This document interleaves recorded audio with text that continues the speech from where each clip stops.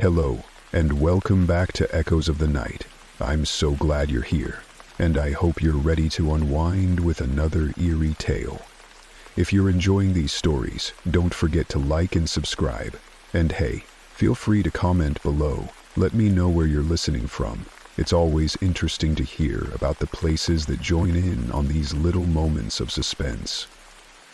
The aroma of freshly baked pizza filled the air as Alex tied his apron and prepared for another evening's shift. The cozy pizzeria, tucked into the corner of a bustling street, was a haven for late-night food lovers. With its warm lighting and inviting atmosphere, it felt like a small world of its own, shielded from the chaos of the city outside. "All right, Alex, you're on deliveries tonight," said Mark, his boss, sliding a stack of neatly written order slips across the counter. "Got it," Alex replied, grabbing his helmet.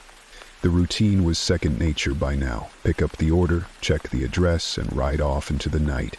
He enjoyed the quiet moments on the road, even if the hours were long.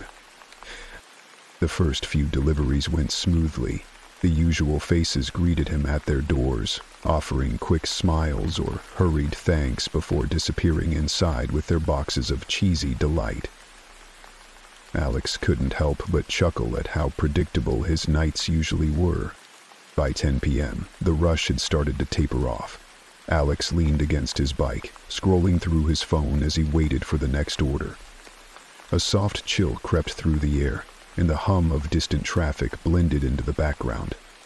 It was a night like any other. Or so he thought. Just as he was about to check in with Mark, his phone buzzed with a new delivery notification. The address wasn't familiar, but that wasn't unusual. The city was vast, and Alex had barely scratched the surface of its neighborhoods. "Order for a Mr. Porter," he read aloud. 13th Crescent Lane. A strange twinge ran through him as he stared at the address. It wasn't on his usual route, and something about it felt, off. Shrugging off the neatly packed pizza box, and set off. A few seconds ticked by when he snapped his head up to look his face and caught a faint reflection. The ride to Crescent Lane took longer than expected. The streets became narrower, the buildings older and more worn. Street lights grew sparse, their dim orange glow barely illuminating the road ahead. By the time Alex reached the turnoff, the comforting hum of the city felt miles away. Crescent Lane was eerily quiet, lined with tall, shadowy trees that swayed gently in the night breeze. The houses here were large, but seemed abandoned, their windows dark and lifeless.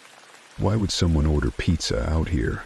Alex muttered to himself, stopping in front of house number 13. The mailbox was rusted, the numbers barely legible. The house loomed in front of him, its facade cracked and weathered with time. A single light flickered faintly near the porch, casting strange shadows across the overgrown lawn. Alex hesitated. Taking a deep breath, he grabbed the pizza and walked up the creaking wooden steps. The doorbell looked ancient, but when he pressed it, a sharp chime echoed inside. "My good luck," he muttered, hurrying to answer it. Seconds passed, then a minute, no answer. "Ugh!" Alex knocked this time, louder. "Hello?" "Pizza delivery," he called out, his voice cutting through the stillness. He waited a few seconds to... Finally, the door creaked open, just enough to reveal a sliver of darkness inside. A pale hand reached out, dropping a crumpled bill into his hand. Instead, he... "No change needed," said a low voice from within. The sound sent a shiver down Alex's spine. It wasn't just the tone, it was the strange, almost mechanical rhythm of the words, like they were being spoken through a filter. Thanks," Alex said, handing over the pizza. The hand lingered for a moment before retreating into the shadows. The door shut abruptly, leaving Alex standing on the porch, the strange encounter replaying in his mind. He shook his head, trying to brush off the feeling. "People are weird," he muttered, heading back to his bike. As he started the engine, he couldn't shake the sensation of being watched. The house loomed behind him, its dark windows like empty eyes following his every move. Alex returned to the pizzeria just before 11 p.m., feeling a bit unsettled from his last delivery. He couldn't put his finger on it. Something about that house, that voice, had struck a nerve. Mark was busy counting the register when Alex walked in. "All good out there?" "Yeah," Alex said, forcing a casual shrug.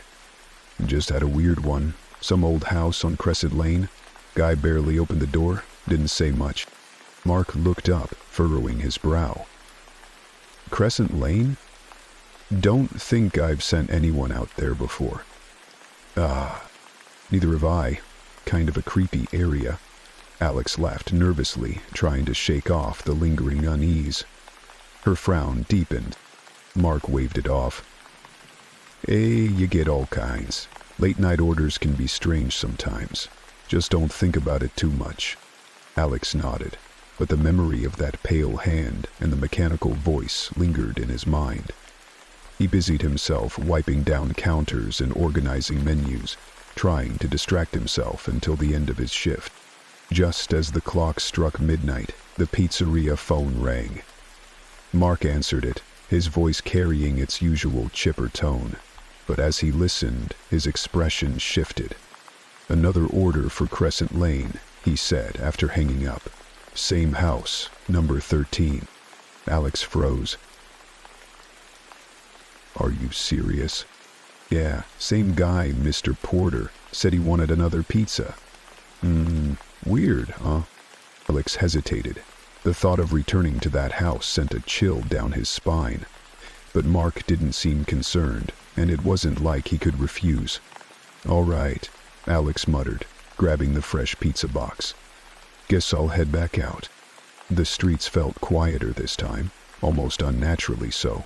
The hum of the city seemed muted, replaced by an oppressive silence that deepened as Alex neared Crescent Lane. When he arrived, the house looked the same, dark, lifeless, and foreboding. The flickering porch light cast long, jagged shadows across the cracked pathway. He approached the door cautiously, balancing the pizza in one hand while knocking with the other. "Pizza delivery," he called out, his voice breaking the stillness. This time the door opened immediately. The same pale hand reached out, its fingers curling slightly as it accepted the box. "Talking," the voice said, just as low and strange as before. Alex swallowed hard, his curiosity battling his unease. "Hey, are you okay? You sound..." The hand paused mid-motion, clutching the pizza box. "Different?" The voice repeated, the word drawn out unnaturally. The English clearly heard and concealed sound connections. 6 months, Cass rasping. The voice repeated, the word drawn out unnaturally. Alex stepped back instinctively, his heart pounding. "No, never mind. Have a good night." "Huh?" The door closed with a deliberate creak, leaving Alex standing there, the night pressing in around him. He turned to leave, but froze when he heard something behind him. A faint rustling sound, like footsteps on dry leaves. Whipping around, Alex scanned the yard. The trees swayed gently, their shadows dancing across the overgrown grass. But nothing seemed out of place. "You're imagining things," he muttered to himself, mounting his bike and speeding off. When Alex returned, the unease from the second delivery clung to him like a shadow. He recounted the strange interaction to Mark, who seemed more amused than concerned. "Sounds like a prank," Mark said, shaking his head. "Maybe it's some teenager messing around." "Yeah, maybe," Alex replied, though he wasn't convinced. As he cleaned up for the night, Alex couldn't shake the feeling that something was off. He felt watched, even inside the familiar warmth of the pizzeria. The thought of Crescent Lane lingered in his mind as he locked up and headed home. He parked in a yard and But as Alex drifted off to sleep that night, his dreams were restless, filled with dark, empty houses and a voice that echoed through the silence. Alex woke up with a start, his heart racing. The remnants of a dream, dark hallways and whispering voices clung to him like cobwebs. Shaking his head, he sat up and rubbed his eyes. "It's just a job," he muttered, trying to reassure himself. "People are weird, that's all." By the time he arrived at the pizzeria for his evening shift, he'd almost managed to convince himself that the strange deliveries were nothing more than coincidences. The night began like any other, orders coming in at a steady pace, the smell of melted cheese and garlic filling the air. For a while, Alex even managed to forget about Crescent Lane, until the phone rang. Mark picked up, his cheerful tone faltering slightly as he scribbled the order down. When he hung up, he turned to Alex with a strange look. "Crescent Lane again, same house. Mr. Porter." Alex felt his stomach drop. "You're kidding." "Not. Third time this week. You okay with it, or should I take it?" Alex hesitated. Part of him wanted to let Mark handle it, but his pride wouldn't let him back down. "I'll do it," he said, grabbing the pizza box. Mark clapped him on the shoulder. "You're a trooper. It's probably nothing, man." Alex forced a smile, though his gut told him otherwise. The ride to Crescent Lane felt heavier this time, as if the shadows were pressing closer.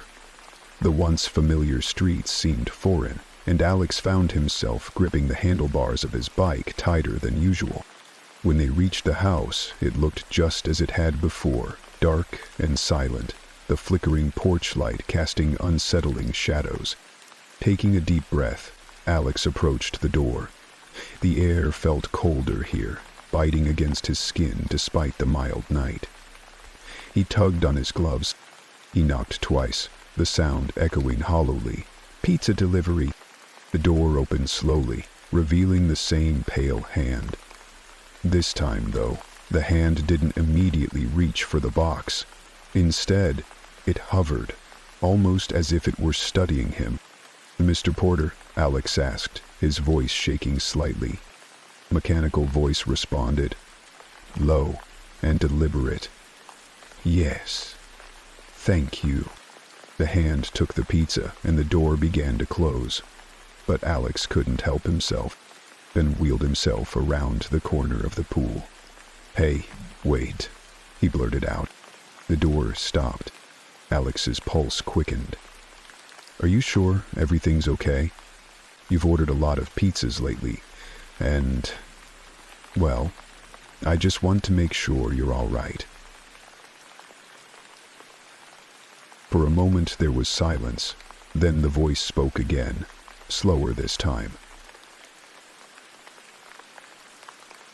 The door shut firmly, leaving Alex staring at it, his questions unanswered. As Alex rode back to the pizzeria, he couldn't shake the feeling that something was deeply wrong. Why did Mr. Porter sound so inhuman? And why hadn't he seen the man's face even once? When he returned, Mark was wiping down the counters.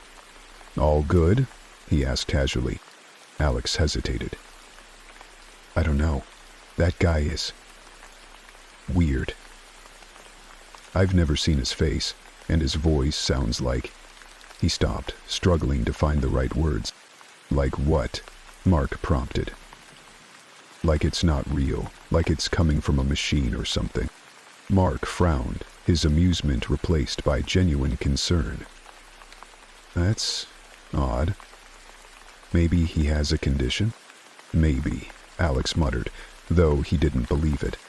After closing up for the night, Alex decided to do something he'd never done before.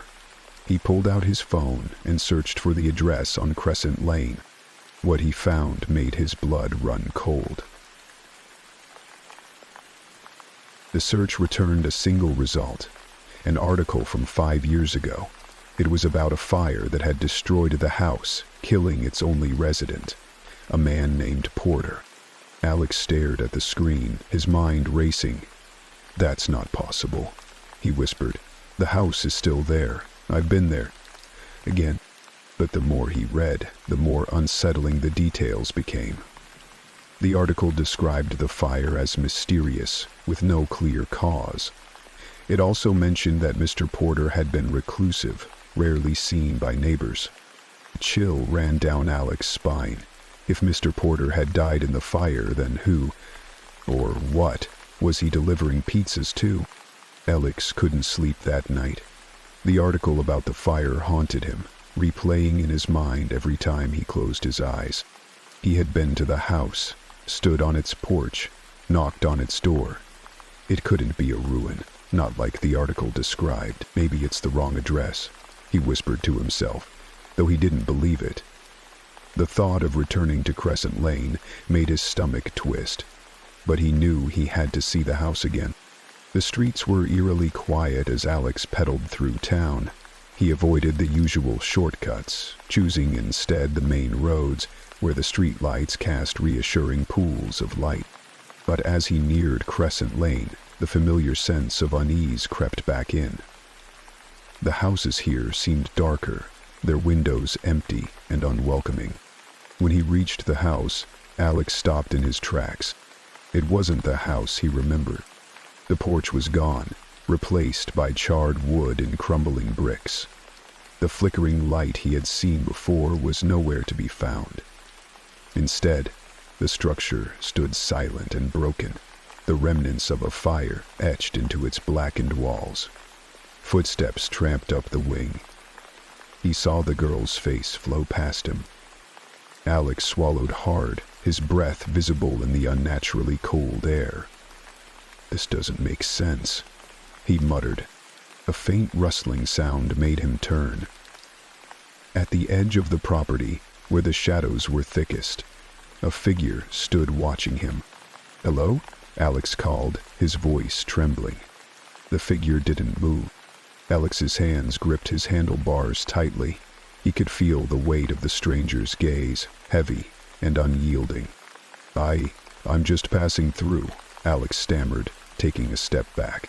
The figure tilted its head, as if studying him. Then, slowly, it raised an arm and pointed toward the house. Alex's heart pounded in his chest. "What do you want?" The figure didn't answer. Instead, it faded into the darkness, leaving Alex alone with the ruins. Back at the pizzeria, Alex was distracted, his mind replaying the events of the night. He hadn't told Mark about the house or the figure. How could he explain something that didn't make sense, even to himself? "Hey, you okay?" Mark asked, breaking Alex's train of thought.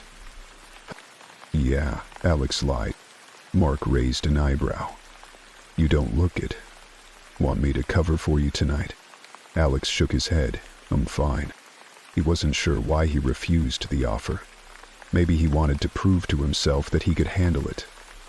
Or maybe he needed answers. When the next Crescent Lane order came in, Alex's stomach churned.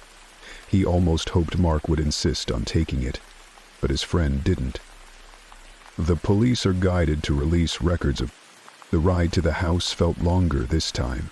The shadows seemed deeper, the air colder.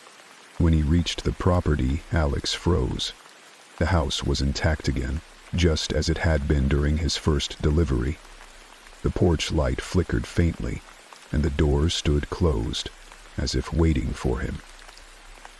As he took in the surroundings, he couldn't help but feel a tug of pride, as if waiting for him. "This isn't real," Alex whispered, but he forced himself to approach the door. He knocked, his hand trembling. The door opened slowly, revealing the pale hand once more. "Mr. Porter," Alex said, his voice shaking. "What's going on here?" The hand paused, the pizza box hovering between them. "You should not have come back," the mechanical voice said, colder than before. "What do you mean? What is this place?" Alex demanded, his fear giving way to frustration. For the first time, the hand retreated, and the door creaked open further. Inside, the house was dark, the air heavy with the smell of smoke and something else. Something foul. "You should not have come back," the voice repeated, softer now, almost mournful. Before Alex could respond, the door slammed shut, leaving him in stunned silence. Alex didn't remember pedaling back to the pizzeria. His hands trembled as he leaned his bike against the wall, his breath coming in shallow gasps. "What's up with you?" Mark asked, frowning. "Nothing," Alex replied quickly, avoiding his friend's gaze. Mark wasn't convinced. "You've been acting weird for days. Did something happen on one of your deliveries?" Alex hesitated. The truth felt too absurd to share. Mark chuckled. "Yeah, Crescent Lane's got a vibe, doesn't it?" Alex forced a smile, but the weight in his chest didn't lift. That night, Alex couldn't sleep. He sat at his desk, scrolling through articles and forums about Crescent Lane and the fire that had consumed the house.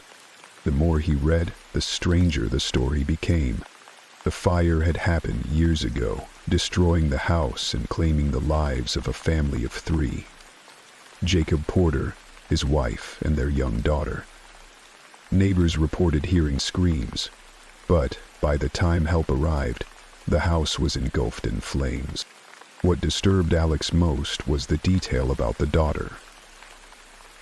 Her name was Emily, and she was deaf.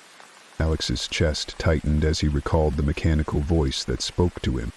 Was it trying to communicate the way Emily might have? The next day, Alex decided he needed answers. He went to the local diner, a place where older residents often gathered to swap stories and gossip. He approached a man sitting alone at the counter, his weathered face suggesting he'd lived in town long enough to know its secrets. "Excuse me," Alex said. "Do you know anything about the Porter house on Crescent Lane?" The man looked up sharply. "Why are you asking?" "Delivered there," Alex admitted. The man's eyes narrowed. Alex frowned. "Why?" Because that house burned down years ago," the man said firmly. "I know, but someone lives there. I've been delivering pizzas to them." The man shook his head, his expression darkening. "If you've been to that house, you need to stay away. Nothing good ever comes from going back there." What do you mean?" The man leaned in closer, his voice low. "People who mess with that house don't come back the same. Some don't come back at all." Despite the man's warning, Alex couldn't ignore the next Crescent Lane order. When it came in, he considered refusing, but something inside him, curiosity, defiance, or maybe something darker, compelled him to accept. The ride felt heavier this time, as if the air itself resisted his approach. When he arrived, the house was once again intact, its porch light flickering in its familiar rhythm. Alex dismounted his bike, the dread in his stomach nearly overwhelming. He approached the door and knocked, his hand shaking. This time, the door opened before he could fully lower his fist. "Mr. Porter," Alex called out. The same pale hand appeared, reaching for the pizza box. But something was different. The hand trembled. Alex didn't let go of the box. "I need answers," he said firmly. "What's happening here? Who are you?" The mechanical voice responded, softer this time. "You shouldn't have come back." "You keep saying that," Alex snapped. "Why?" For a moment the hand froze, then the door creaked open wider, revealing the figure behind it. It wasn't a man. It was a shadowy, flickering form, its edges blurred and indistinct. Its face was a shifting void. But 2 hollow eyes stared back at Alex, filled with sorrow and something darker. "I'm trying to help her," the voice said, distorted and echoing. "Help who?" Alex whispered, his fear turning to confusion. Before the figure could answer, the door slammed shut, leaving Alex alone once more. Alex rode back to the pizzeria in silence, his mind a whirlpool of fear and confusion. The shadowy figure haunted his thoughts, its hollow eyes seared into his memory. Mark was waiting when Alex arrived, leaning casually against the counter. "Dude, you're pale as a ghost. What's going on?" Alex hesitated, then blurted, I think something's wrong with Crescent Lane. I saw... Oh, he faltered. What had he seen? A ghost? A hallucination? Mark raised an eyebrow. You saw what? Alex shook his head. Forget it. Just don't take any orders to that place. Mark laughed, though it was tinged with unease. Sure, man. Whatever you say. But Alex could see the doubt in his eyes. The next day, Alex decided to dig deeper. He visited the local library, combing through old newspaper archives. The articles about the fire painted a grim picture. Jacob Porter had been a reclusive man, described by neighbors as odd and paranoid. After his wife's death in a car accident, he became even more withdrawn, dedicating himself entirely to caring for Emily. The fire, it seemed, had started in the basement. Investigators found strange markings on the walls, but their significance was never determined. One detail sent a chill down Alex's spine. Witnesses claimed to have seen a figure standing in the flames, unmoving, as the house burned. That evening, as Alex prepared to close the pizzeria, a man walked in. He was tall and thin, his face pale and drawn. "You're Alex, right?" the man asked, his voice low. Alex nodded, his stomach tightening. "I heard you've been delivering to Crescent Lane," the man continued. "Who are you?" Alex demanded. The man ignored the question. "You need to stop going there. Whatever you've seen, it's only the beginning." "It's only the beginning? What do you mean?" Alex asked, his voice shaking. The man leaned in, his eyes piercing. "That house isn't just haunted, it's cursed. The more you go, the harder it'll be to leave." Before Alex could respond, the man turned and walked out, disappearing into the night. Despite the warning, Alex felt an irresistible pull when the next Crescent Lane order came in. He told himself it would be the last time. He would deliver the pizza, ask his questions, and finally get the answers he needed. The house loomed larger than ever as he approached, its flickering light casting eerie shadows on the cracked pavement. This time the door opened before Alex even knocked. The shadowy figure stood there, more distinct than before.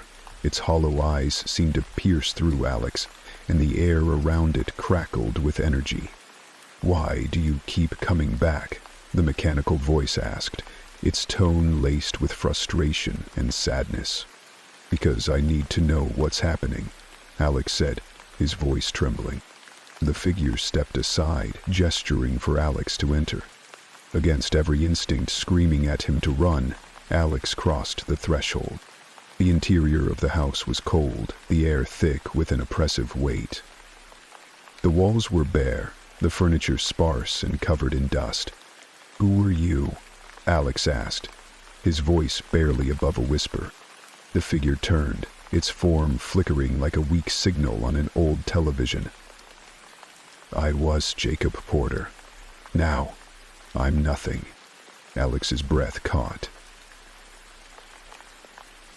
Jacob nodded, his movements jerky and unnatural. "I tried to save her. I failed."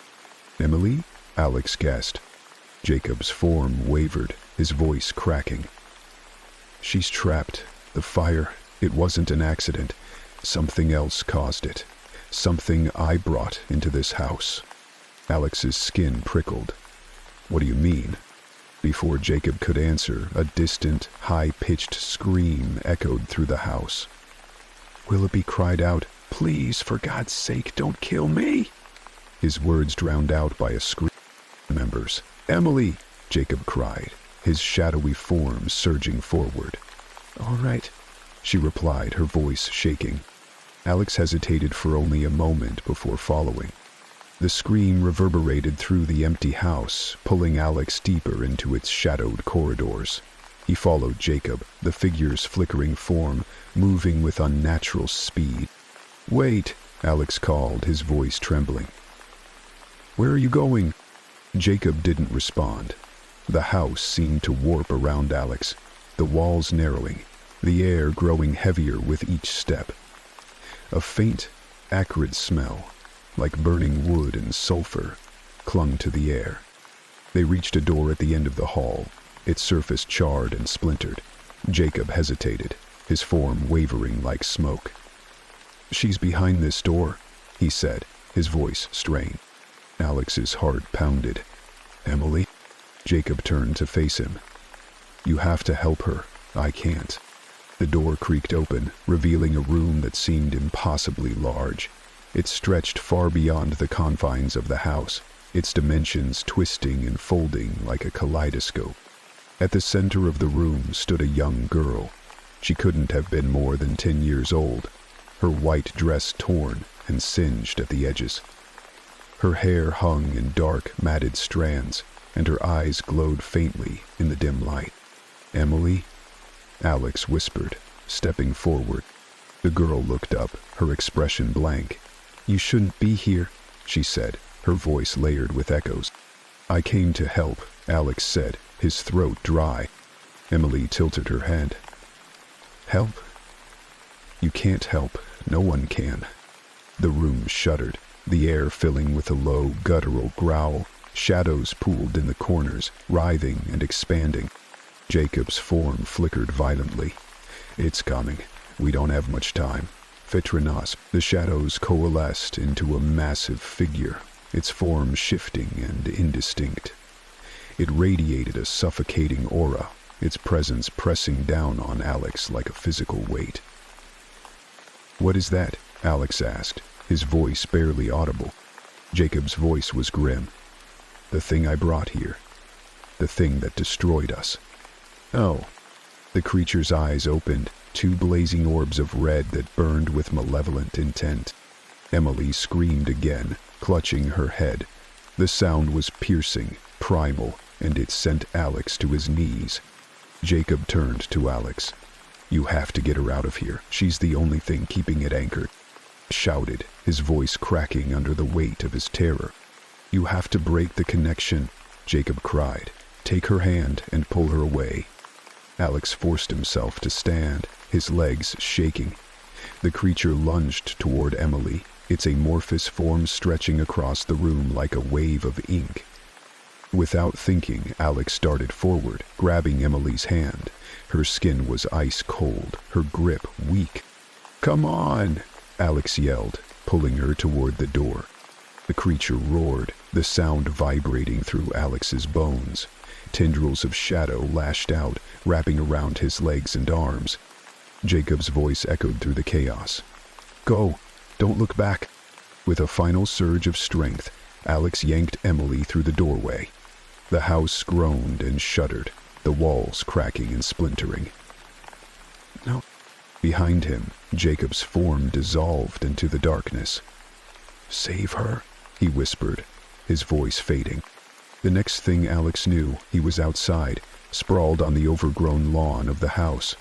Emily lay beside him, unconscious but breathing. The house was gone.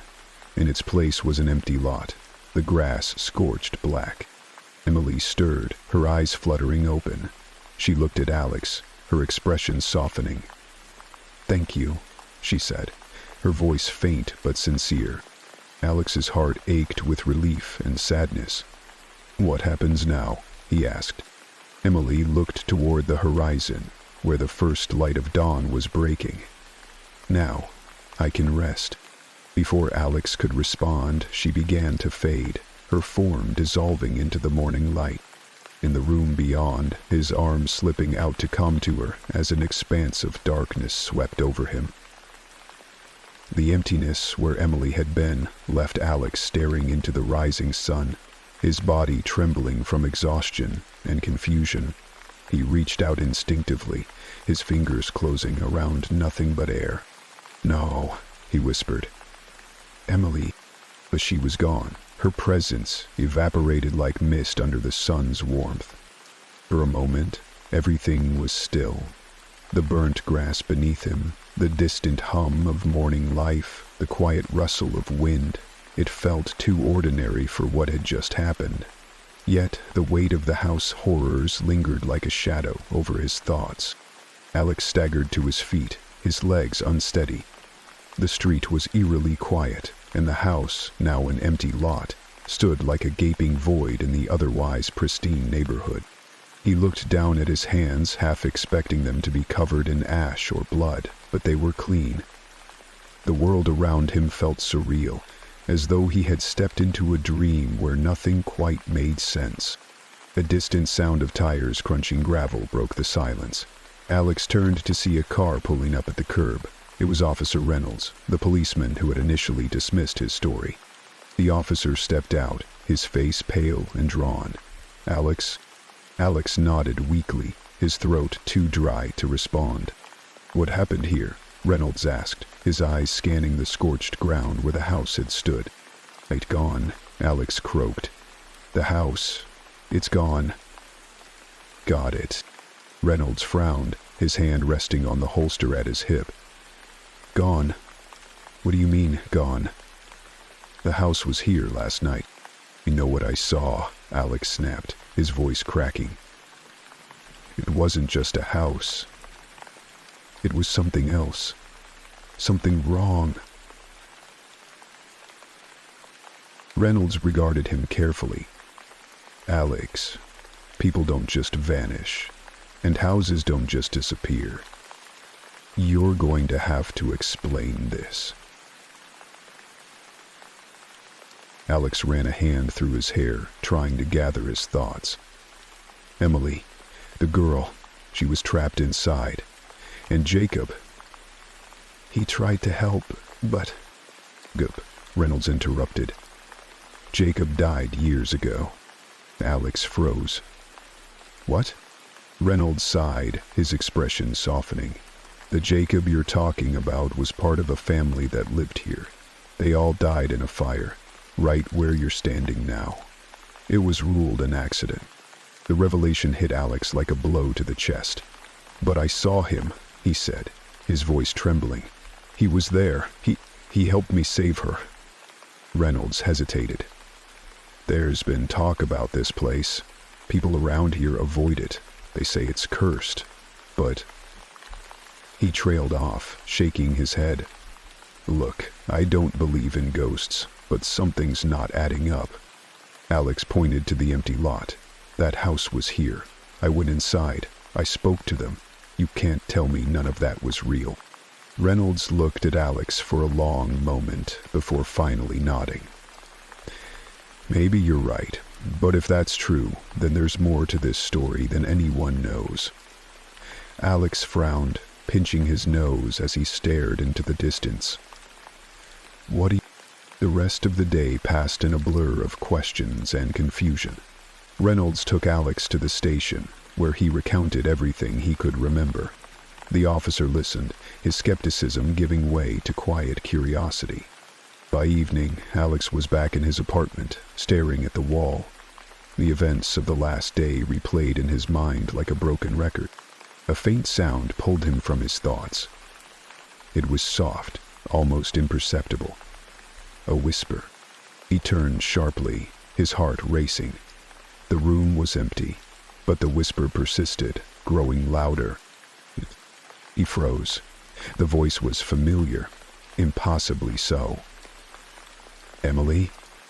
The whisper faded, replaced by silence. Alex sank onto the couch, his hands trembling. Whatever had happened in that house wasn't over, and he wasn't sure it ever would be.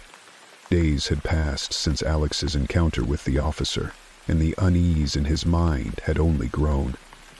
The whispering voice, soft, faint, and distant, had visited him several times since that night, each time just as unnerving. It always came when he least expected it, like a shadow creeping up behind him, unnoticed until it was too late. He spent his days trying to regain some semblance of normality, but it was like living in a fog. His job at the local diner had become routine again, the clinking of dishes and hum of conversations providing some comfort. But it wasn't enough. The whispering had left a crack in his perception, one that couldn't be filled by the mundane. His apartment, once a place of refuge, now felt like a prison. He would check the locks, obsessively, listen to the sounds of the building settling, but nothing reassured him. Every night, when the lights dimmed, his mind would return to the house that was no longer there. It was an itch he couldn't scratch, a truth he couldn't shake. It was late one evening when he received an unexpected visitor. The knock at his door was quiet but persistent. Alex's heart skipped a beat, his breath catching in his throat. He wasn't expecting anyone, and his mind raced through the possibilities. Was it the officer, returning with more questions? He opened the door slowly, his pulse quickening. Standing there was Emily. Her hair was damp, and her clothes were disheveled, as though she had just stepped out of a storm. But there was something wrong in her eyes, something distant. "Emily," Alex whispered, hardly believing what he was seeing. "How? What are you doing here?" Her lips trembled as she looked at him. "I don't know," she said, her voice hollow.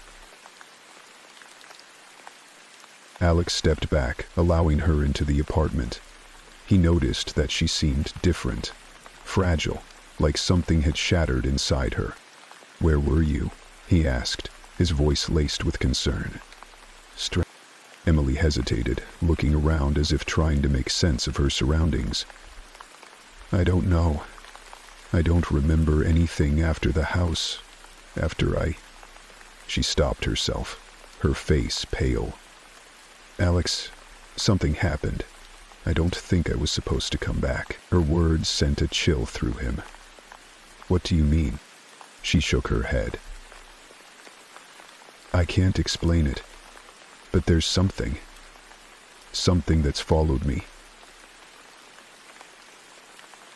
Alex felt a knot tighten in his stomach. The room suddenly felt colder, the walls pressing in around him. He moved closer to Emily, trying to reassure her. "It's okay. You're safe here. Whatever happened, it's over now." But Emily's eyes were wide with fear and she pulled away from him. "No, it's not over. It's still here. I can feel it watching me." Alex's heart raced. "What do you mean? Who's watching you?" She swallowed hard, her voice trembling. "I don't know. I can't see it, but it's always there. I hear it, feel it. It's like it's inside my head." Alex's blood ran cold. He wanted to comfort her, to tell her it was just her mind playing tricks, but he couldn't shake the feeling that something was terribly wrong. The whispering returned that night. Alex was lying awake in bed, staring at the ceiling, when he heard it. Soft at first, then louder, as though someone was right beside him. "Alexson, this is exercises," he said. His body went rigid. He turned his head slowly, and there, standing at the foot of his bed, was Emily. But she wasn't the same.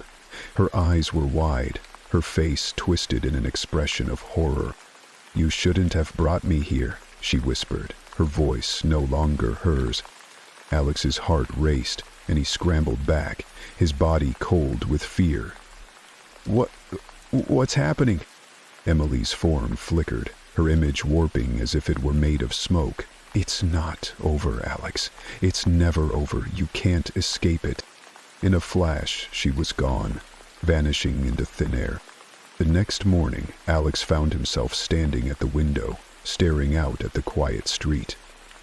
The events of the past few days had blurred together, and now, more than ever, he felt as if he were living in someone else's nightmare.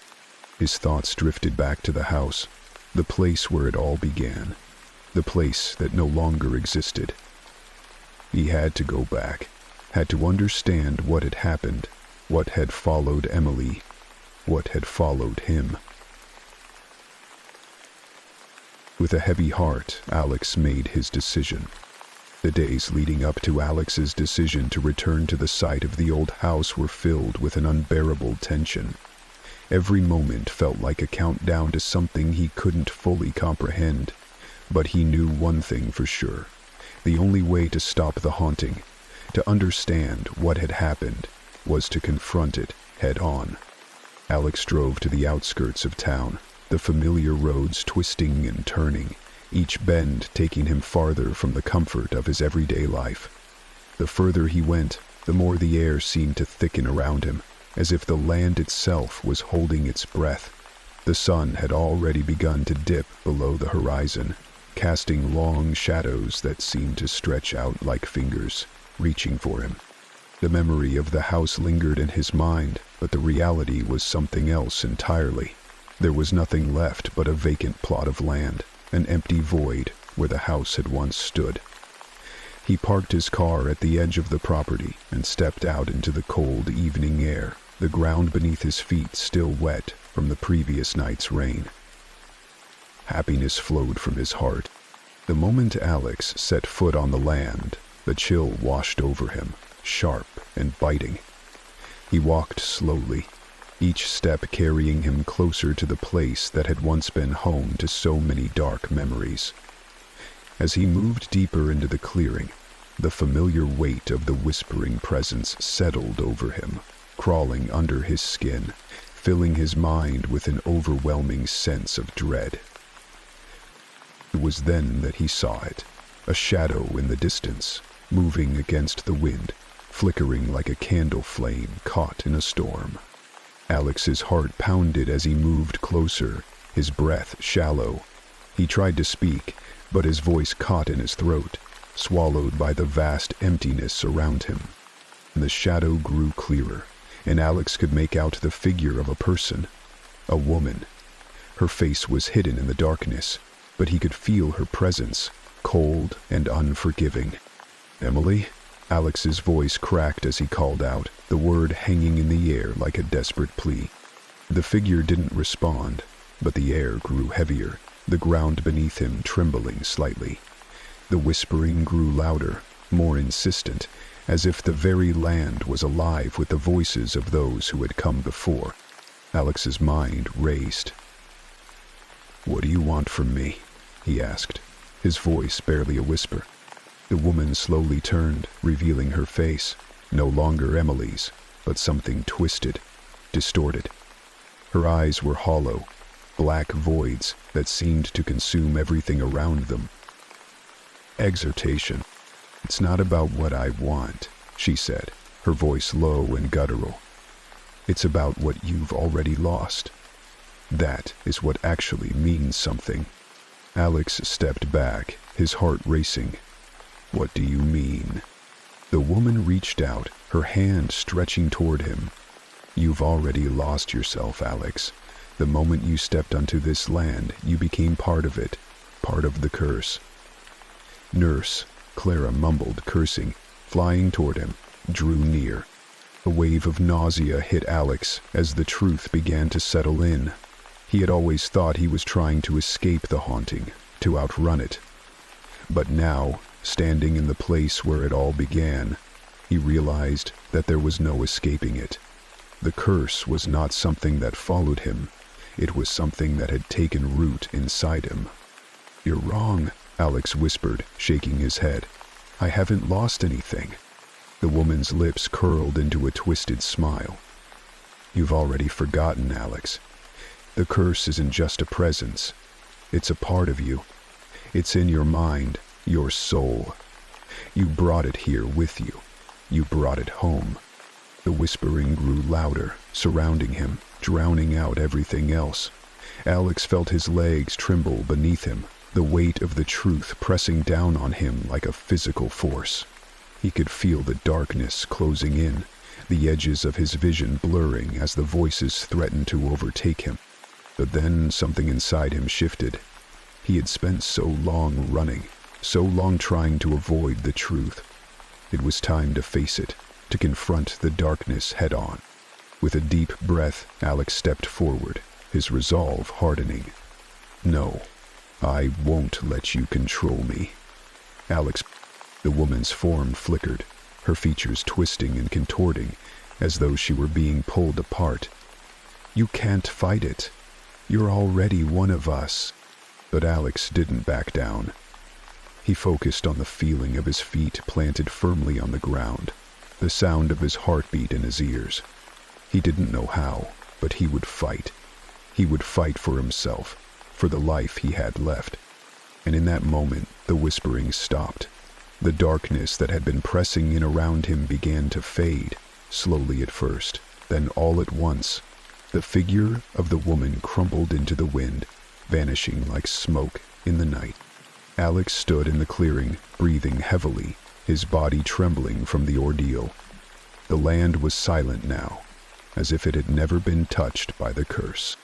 He didn't know if the haunting was truly over, but as he looked around he felt a strange sense of peace settle over him. The weight that had been hanging over him for so long was finally lifted. With one last glance at the empty plot, Alex turned and walked away. He didn't look back.